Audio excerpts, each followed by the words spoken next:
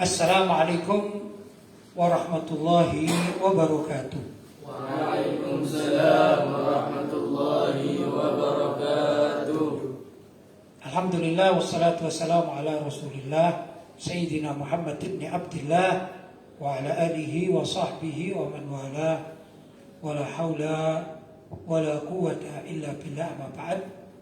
Ikhwani rahimakumullah, para pemirsa dimanapun berada, malam hari ini kita melanjutkan majlis taklim kita, majlis taklim Ribat Al-Muqtada Al-Islami, yaitu dalam kegiatan live streaming atau siaran langsung pembacaan buku Jaga Akidahmu yang saya tulis dan alhamdulillah sudah beredar dan sudah diterbitkan.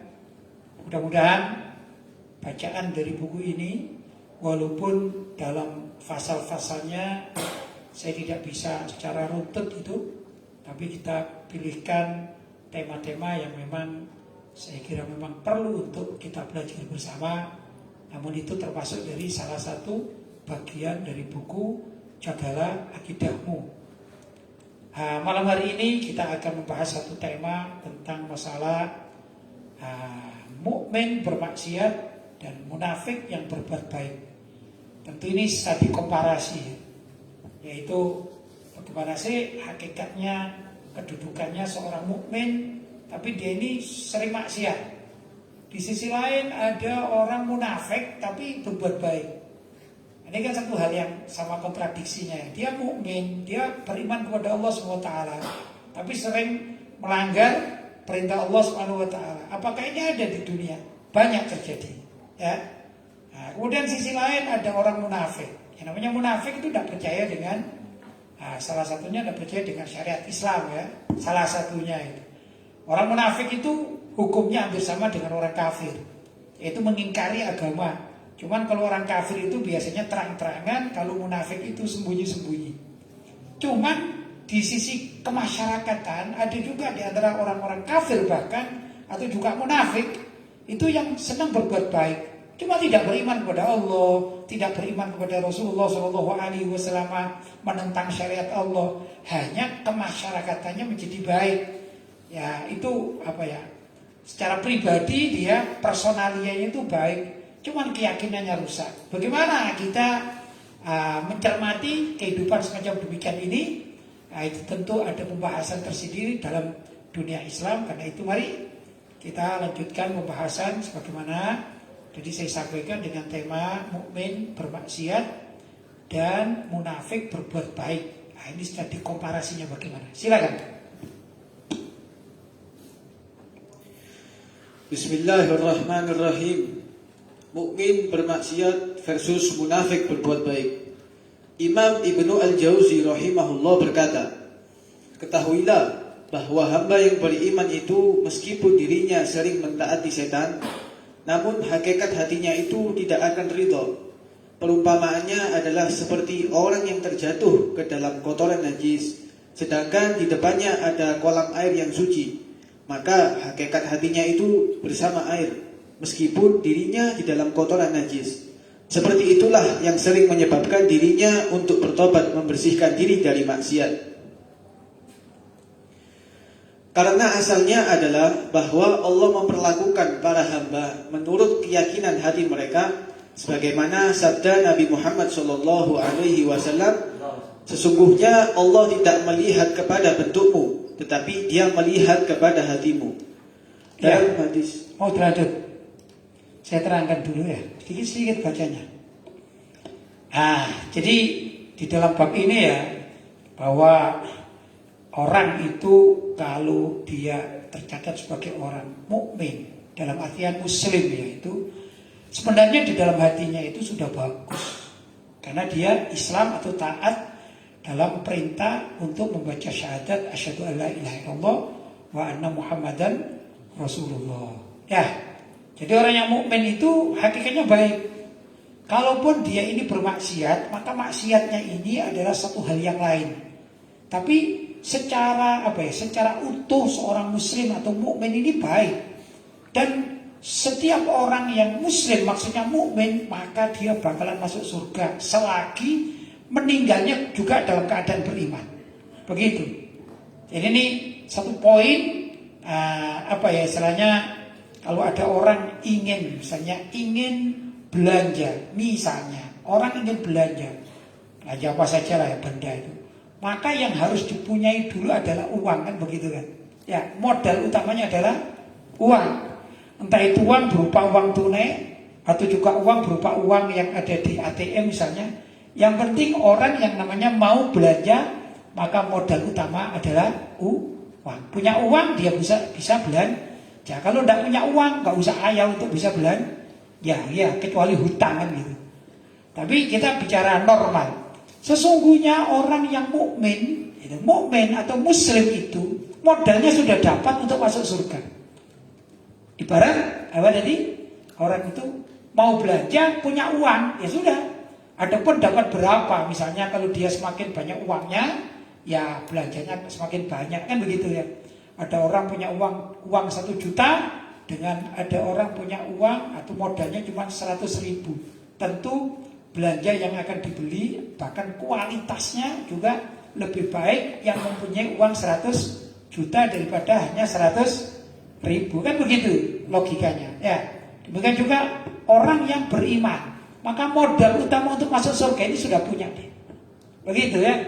Nah, kalau dia sudah beriman, kemudian dia ditambah dengan amal ibadah yang baik-baik, maka untuk masuk surganya itu akan lebih cepat begitu, tanpa perhitungan-perhitungan yang yang menyulitkan dirinya. Karena apa?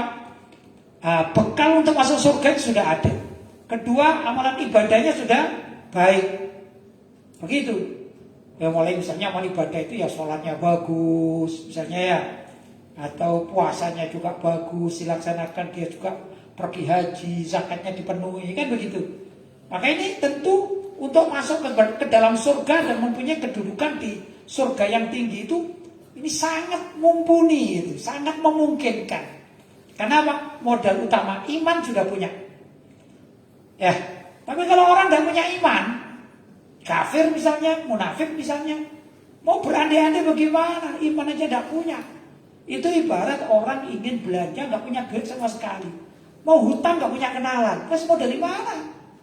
Ya, mau dari mana dia beli? Ya, cuma berangan-angan saja. Begitu. Walaupun angan-angannya 1 juta, dia hanya dapat mimpi aja, mimpi-mimpi yang tidak mungkin menjadi kenyataan, kan begitu. Ini ibarat orang tidak punya iman, ingin masuk surga. Dia berbuat baik, macam-macam kebaikannya, tapi tidak beriman kepada Allah. Yang mana Allah itulah pemilik surga. Gimana dia bisa masuk surga?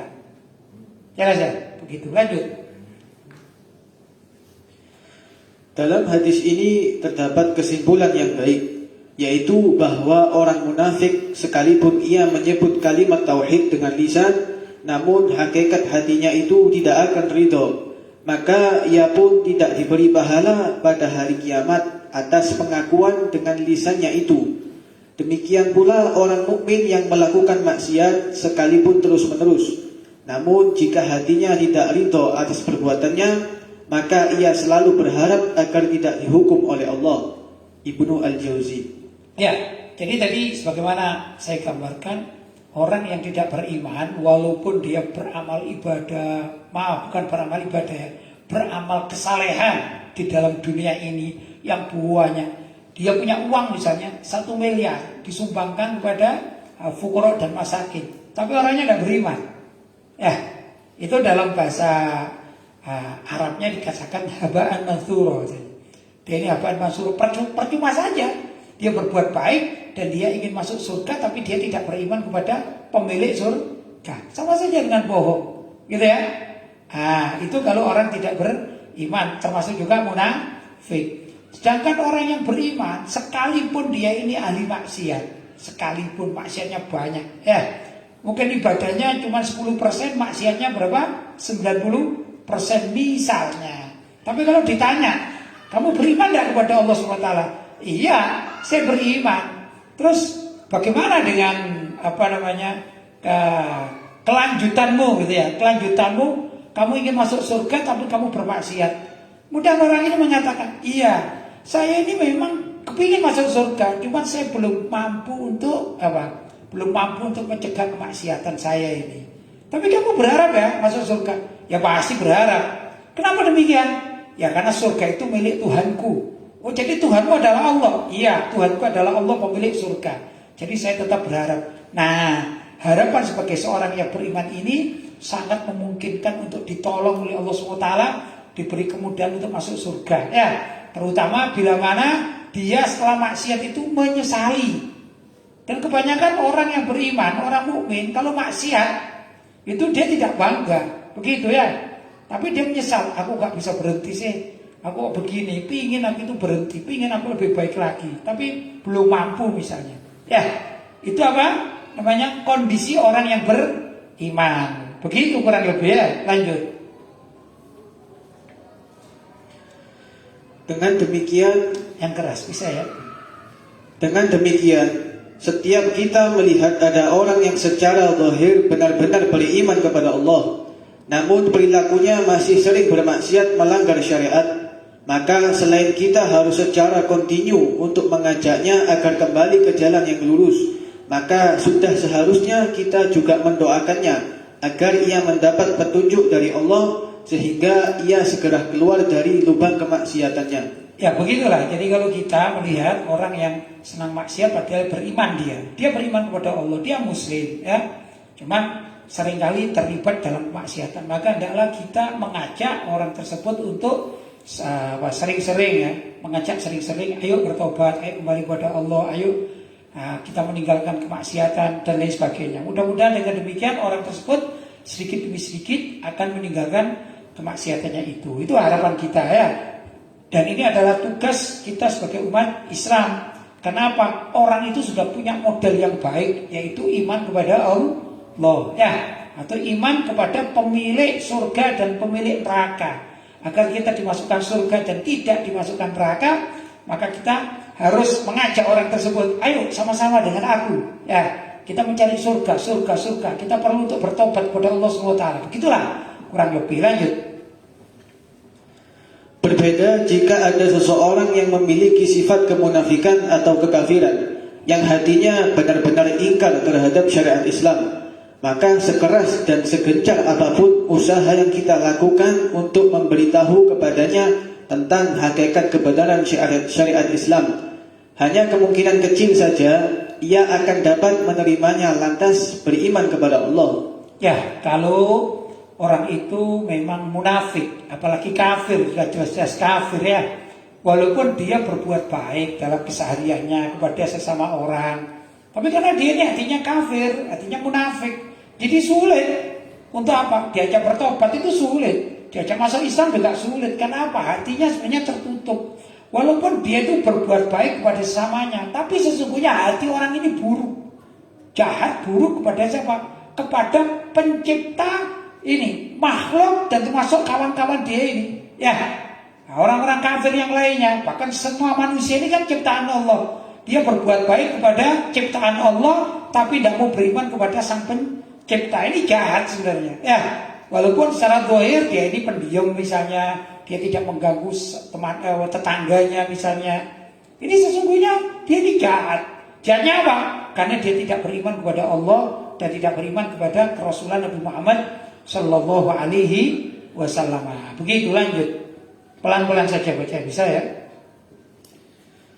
Siapa kiranya yang lebih tinggi derajat dan kemuliaannya dibanding Rasulullah Sallallahu Alaihi Wasallam, namun beliau Sallallahu Alaihi Wasallam tetap tidak diberi kuasa oleh Allah untuk mengislamkan paman kandungnya, yaitu Abu Lahab, karena hati Abu Lahab dipenuhi oleh kekafiran dan penolakan terhadap syariat Islam yang diturunkan oleh Allah kepada seluruh umat manusia.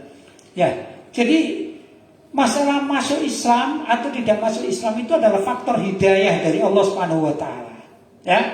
Kita sebagai umat Islam atau kita juga bisa bertindak sebagai dai atau pengajak pada kebaikan. Kita ini hanya mampu mengajak, tapi kita tidak diperintahkan untuk misalnya mengislamkan satu kampung ini misalnya harus diislamkan semua. Tidak begitu. Kita hanya diperintahkan untuk mengajak setiap orang yang kita temui itu masuk Islam. Begitu ya. Nah, bahkan Nabi Muhammad SAW, siapa sih lebih hebat, lebih tinggi derajatnya dibanding beliau? Gak ada kan? Nabi Muhammad adalah manusia yang paling sempurna di kalangan manusia-manusia yang ada ya.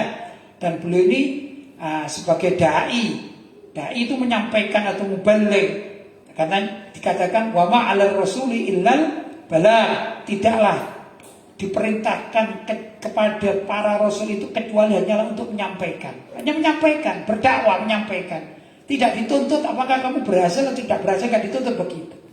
Karena itu Nabi Muhammad kalau berdakwah, maka Nabi Muhammad mampu dalam artian bisa mengislamkan Sayyidina Abu Bakar, Sayyidina Umar, Sayyidina Utsman, Sayyidina Ali dan para sahabat lainnya. Tapi Nabi Muhammad tidak diberi kemampuan untuk mengislamkan sang pamannya, yaitu siapa? Abu Lahab. Apakah Nabi Muhammad berdosa karena Abu Lahab tidak masuk Islam? Ya enggak. Kenapa sahabatnya tidak berdosa? Karena Nabi Muhammad sudah mendakwainya agar Abu Lahab masuk Islam, tapi Abu Lahab menolak.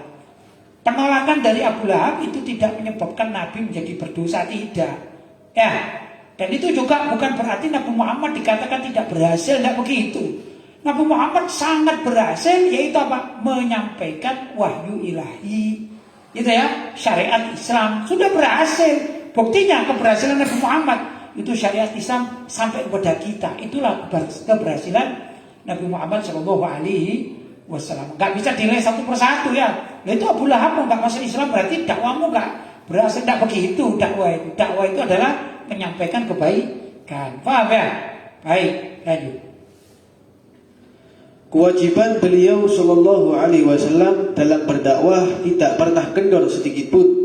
Namun beliau sallallahu alaihi wasallam juga tetap menyerahkan segala urusannya kepada Allah.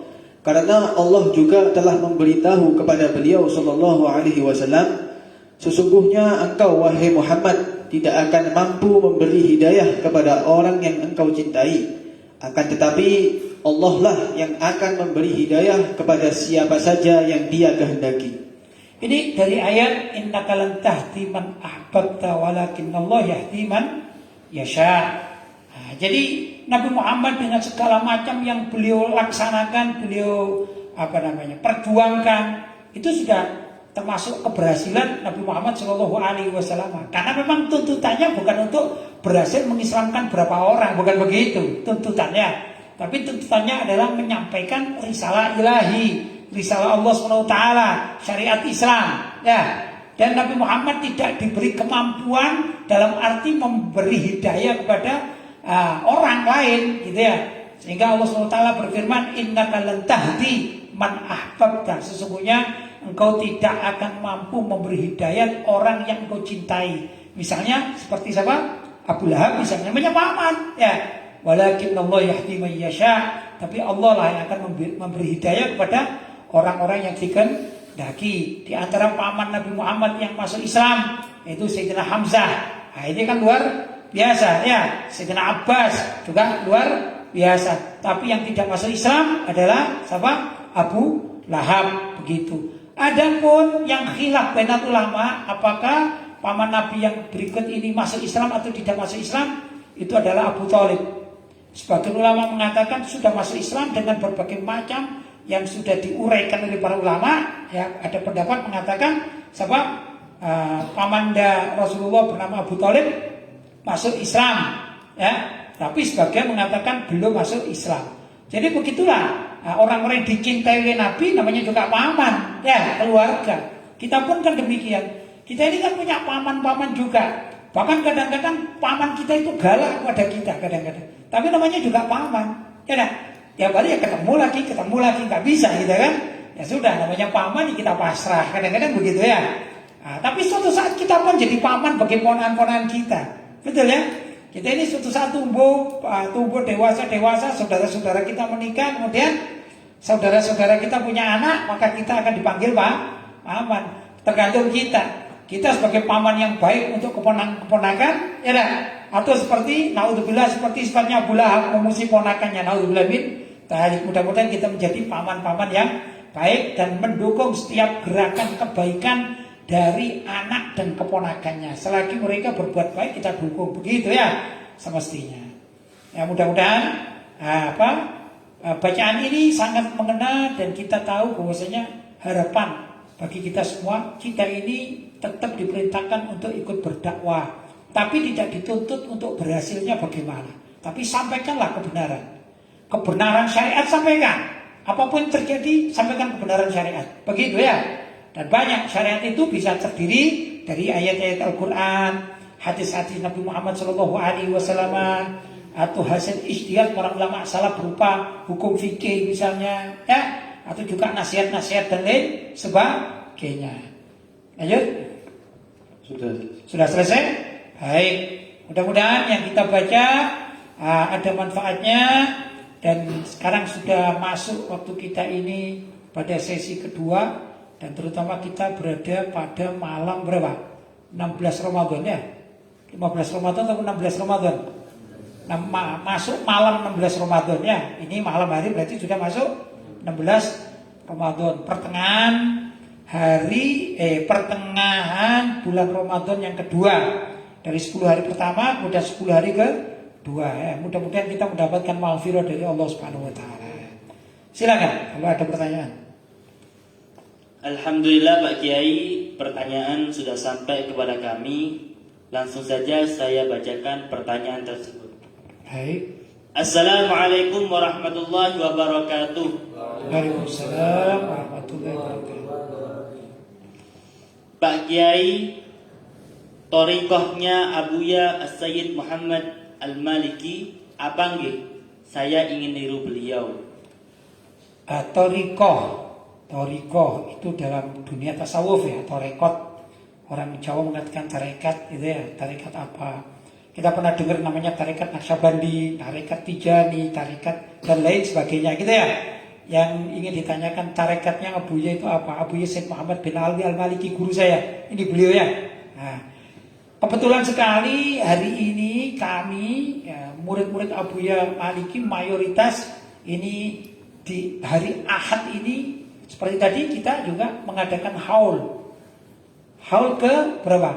18 dari wafat Abuya Sayyid Muhammad bin Alwi Al-Maliki. Tadi kita sudah mengadakan di pesantren Al-Quran bersama-sama, kita juga hadir kan ya.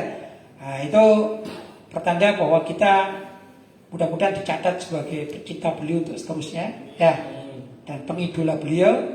Ala kulli hal, saya sendiri termasuk salah satu dari murid langsung beliau. Selama 8 tahun saya belajar kepada Abuya Sayyid Muhammad bin Alwi Al-Maliki mulai tahun 1983, saya pulang 1991. Begitu hidup di sana sebagai santri dakhili. Namanya santri dakhili, santri yang menetap di dalam seperti kalian ini. Ya, tidurnya di pesantren, makan di pesantren, belajar di pesantren ya, dalam naungan kepengasuhan Abuya Sayyid Muhammad bin Alwi Al-Maliki.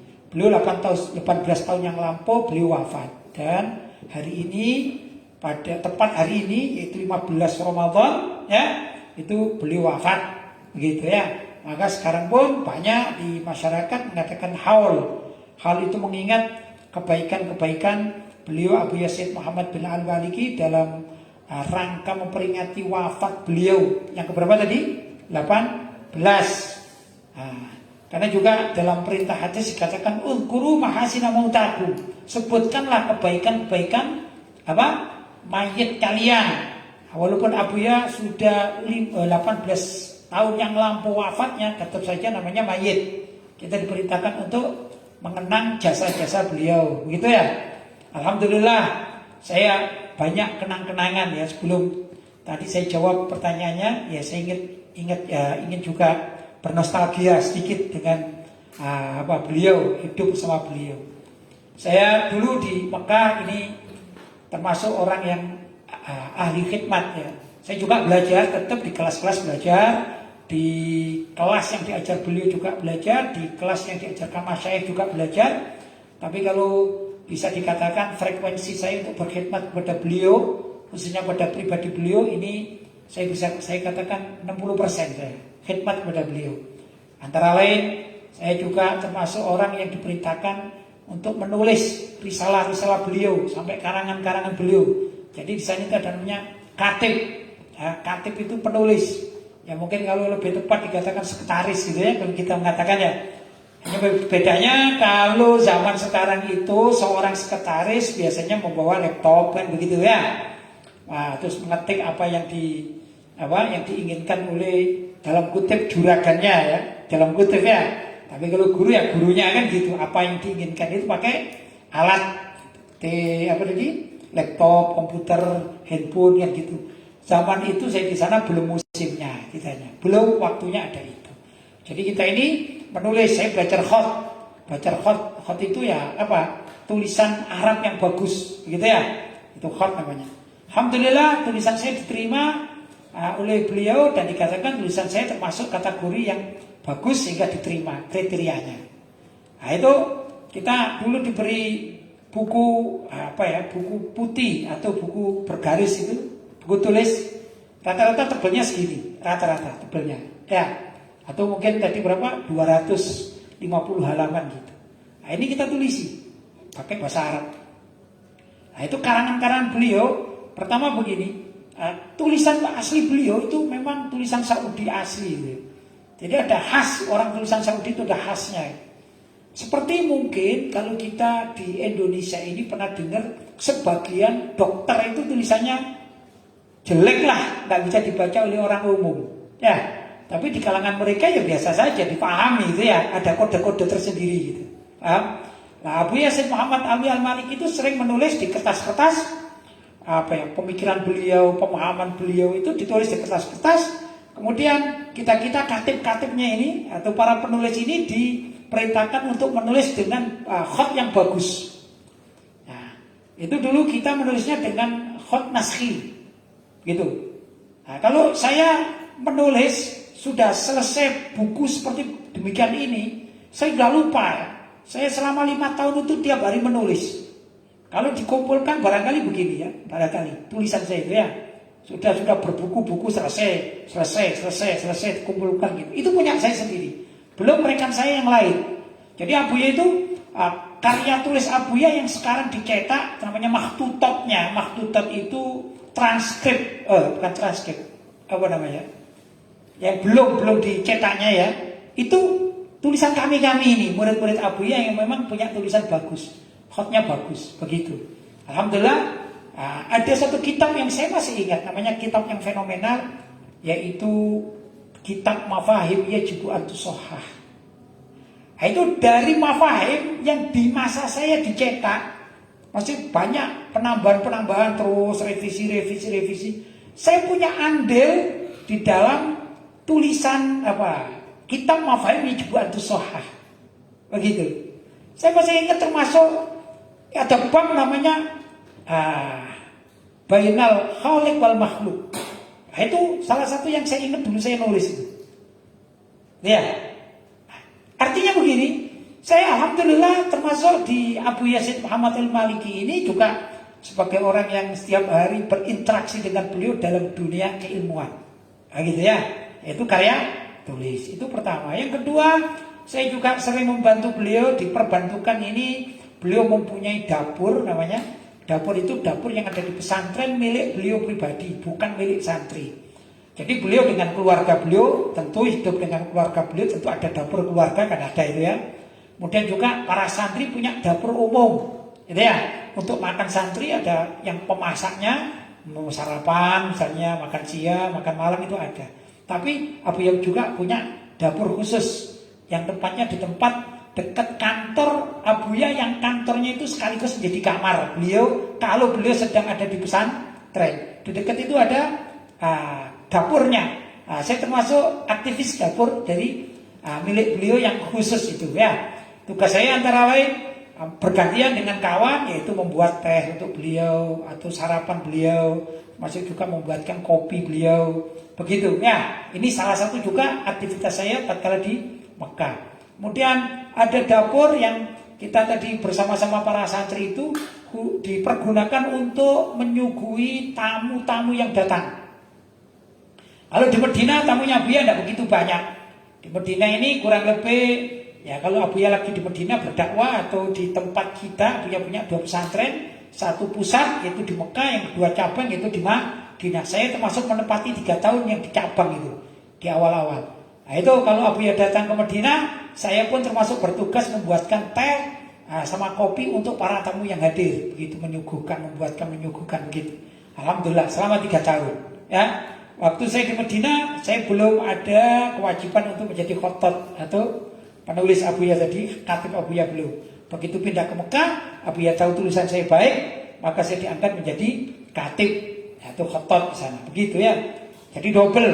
Di samping setiap hari membuatkan minuman untuk Abuya, sarapan Abuya gitu. Kemudian juga saya berkewajiban untuk membuatkan suguhan untuk para tamu. Nah, di sela-sela itu khidmatnya lah ya. Maka saya sebagai khatib, begitu kurang lebih.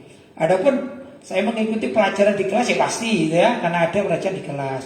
Hanya saja kenangan saya ada beberapa hal yang harus saya pilih. Dan saya punya guru namanya salah satu itu Syekh Abdullah Dardum, begitu.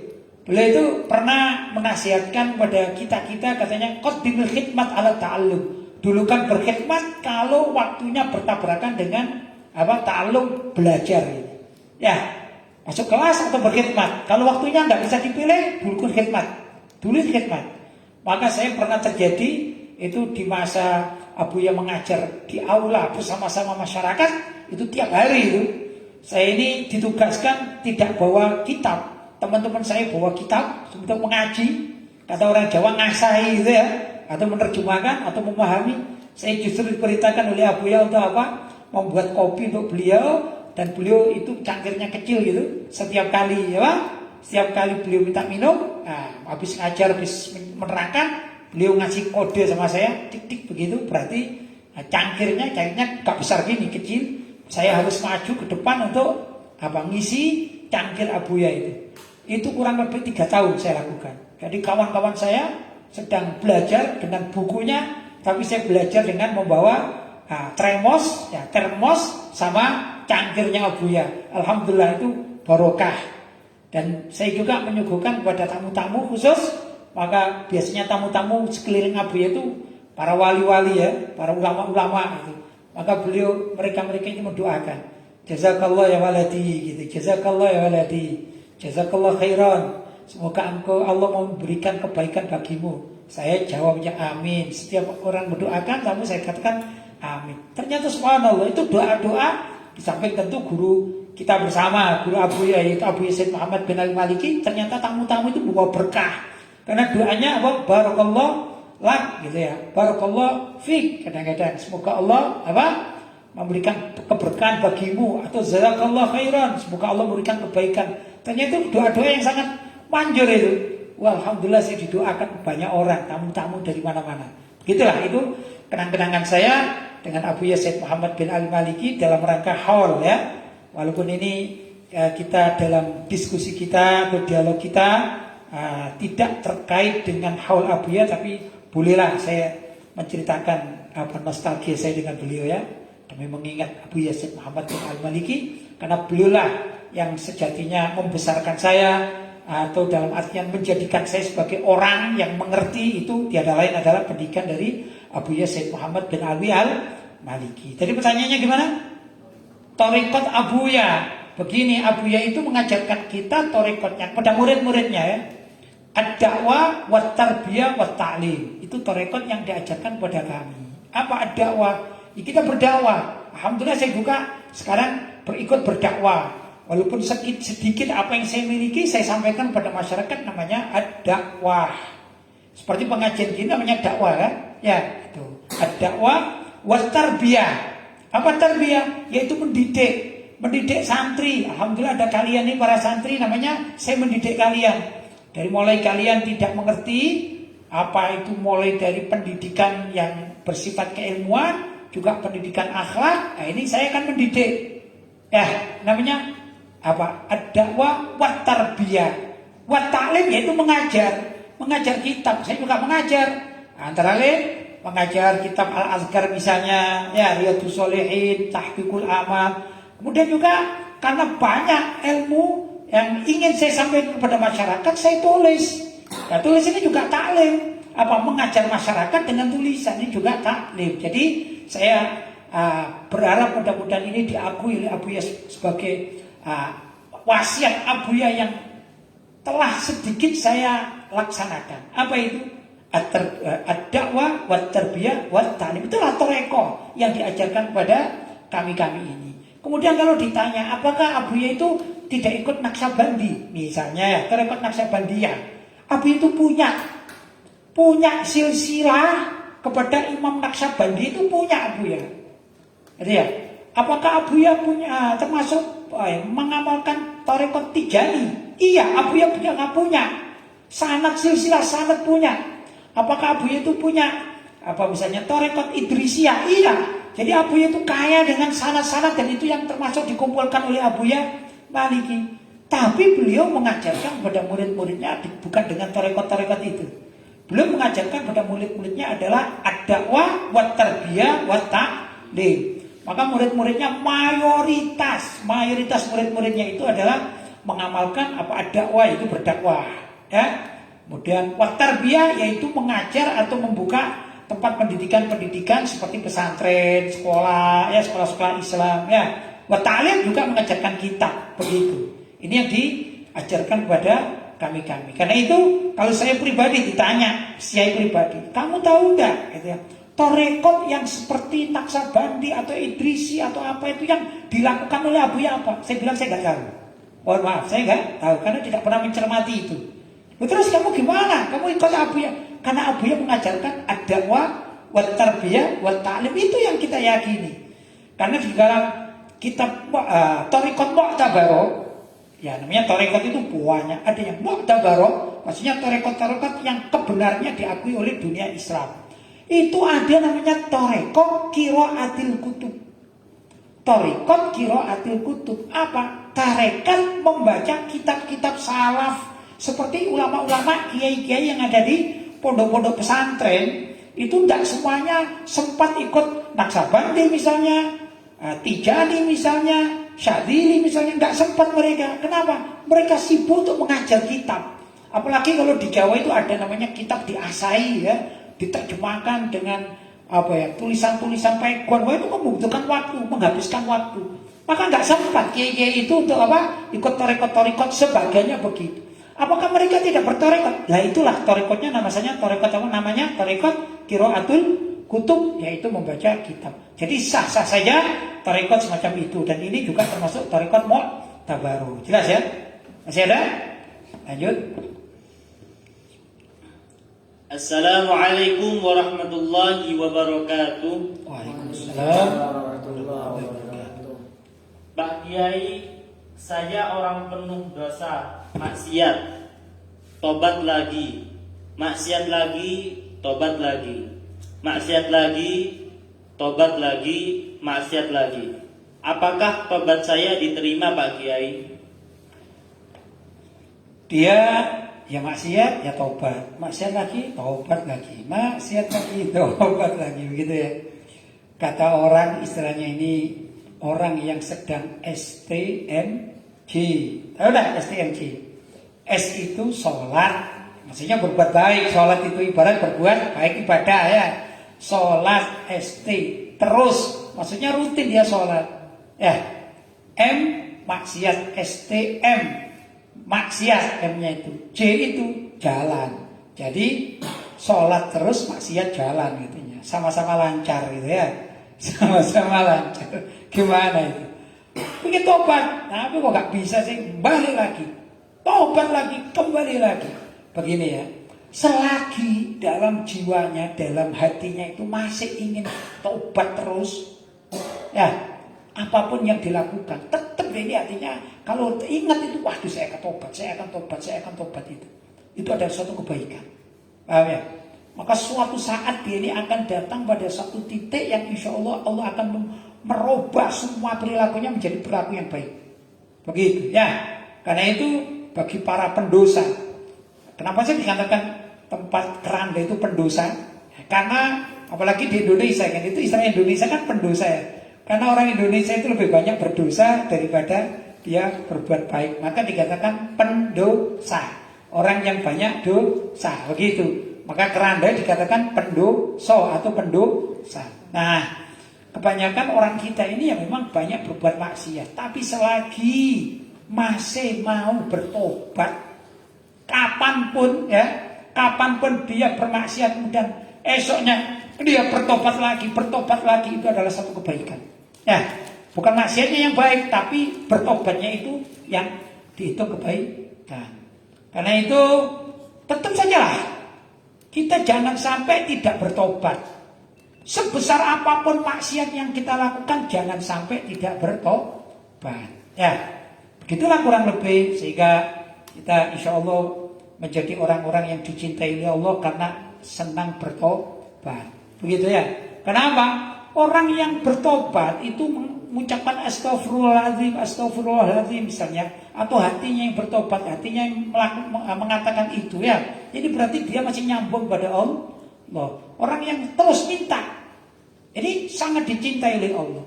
Daripada orang yang tidak pernah bermaksiat sama sekali, tapi tidak pernah berdoa kepada Allah. Karena dia merasa, aku tidak punya dosa, jadi ya sudahlah, nggak punya dosa, diam aja, tidak ingat kepada Allah. Ini kurang bagus. Yang bagus orang itu ya ahli berbuat kebaikan, terus kalau bermaksiat langsung ingat kepada Allah untuk bertobat. Tapi misalnya kayak tadi itu kasusnya, dia maksiat lagi, bertobat lagi, maksiat lagi, bertobat lagi. Selagi terus begitu, ini masih baik. Orang ini masih baik. Selagi tidak meninggalkan bertobat. Yang repot kalau dia kemudian terjerumus pada maksiat, lupa bertobat. Naudzubillah min dzalik, kalau tiba-tiba dia mati dalam keadaan maksiat kan repot. Tapi selagi dia masih bermaksiat, tobat lagi, insya Allah mudah-mudahan dia termasuk besok kalau dipanggil atau meninggal dunia kebetulan dalam keadaan bertobat, sehingga dikatakan sebagai matinya husnul khotimah. Jelas ya? Masih ada? Selesai? Sudah selesai? Ya, sudah selesai. Alhamdulillah.